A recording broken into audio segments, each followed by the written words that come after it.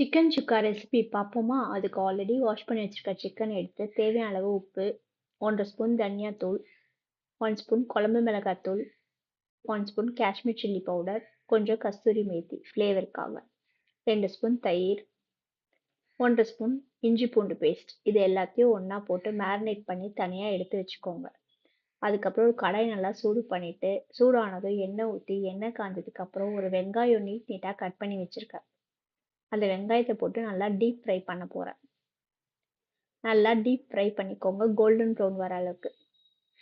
Deep fry பண்ணிட்டு இந்த மாதிரி வந்ததுக்கப்புறம் இறக்கி வச்சுக்கோங்க. தனியாக எடுத்து அதையும் வச்சுக்கோங்க. ஆல்ரெடி மேரினேட் பண்ணி வச்சுருக்க சிக்கனில் அந்த வெங்காயத்தை எடுத்து போட்டுட்டு நல்லா கலரி விட்டு 1 ஸ்பூன் நெய் ஊற்றி தனியாக வச்சுக்கோங்க. அதே கடாயை சூடு பண்ணிட்டு பட்டை, கிராம்பு, கருவேப்பிலை போட்டு மேரினேட் பண்ணி வச்சுருக்க சிக்கன் எடுத்து அதில் போட்டு நல்லா மூடி போட்டு வேக விட்டுக்கோங்க.